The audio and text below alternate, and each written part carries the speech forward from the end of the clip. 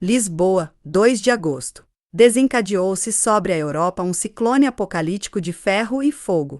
Sua Majestade a Morte vai ser bem servida pelos seus melhores tributários, a fome, a peste e a guerra. Soltaram-se os tigres, vão baquetear-se os corvos e as hienas.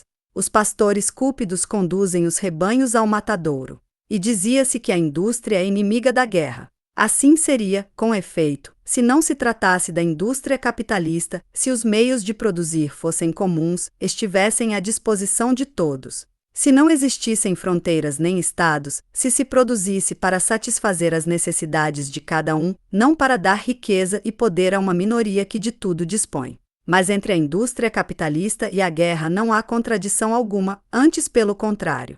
A humanidade acha-se dividida em duas classes principais, a dos que tudo possuem e governam, dispondo dos homens por meio da detenção das coisas indispensáveis ou por meio da coação direta, e a dos que, privados da terra e dos instrumentos de trabalho, estão naturalmente sujeitos aos detentores da riqueza e do poder. Além desse antagonismo fundamental existem, derivadas da mesma fonte, a propriedade privada e o Estado, outras rivalidades entrelaçadas.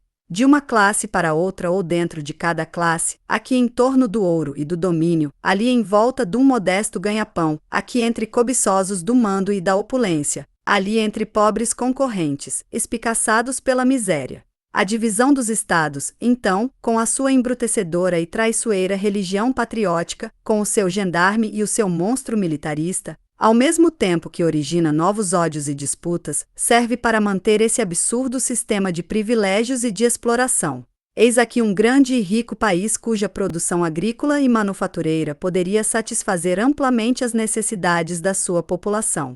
Mas esta população, que vive do seu magro salário, não pode com ele readquirir o que produziu. É preciso, pois, exportar, mesmo o que faz falta no lugar de produção, é nisso que está o ganho.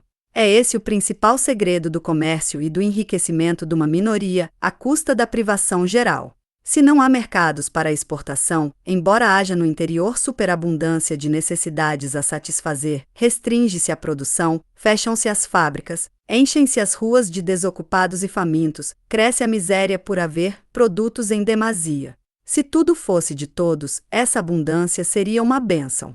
Medir-se-iam as necessidades reais da população, tratando a comunidade de produzir o suficiente para satisfazer.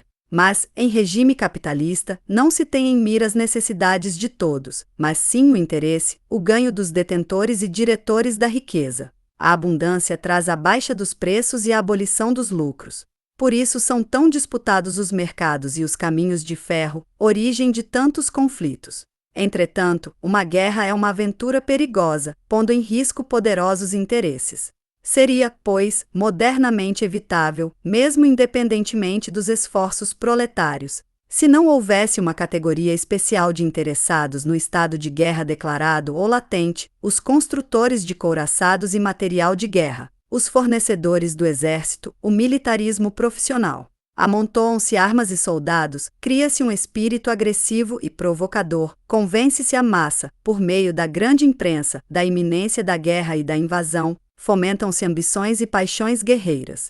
No fundo, o que se pretende são encomendas e boas colocações. Mas vem um dia em que se inflamam os explosivos acumulados e em que triunfam os interesses de carniça e de pilhagem. Há dezenas de anos que a Europa corre desesperadamente para o abismo. Que resultará desta colossal guerra? Um longo eclipse da civilização? O desaparecimento das magras liberdades conquistadas? O recuo do ideal socialista e libertário e da organização operária? A revolução?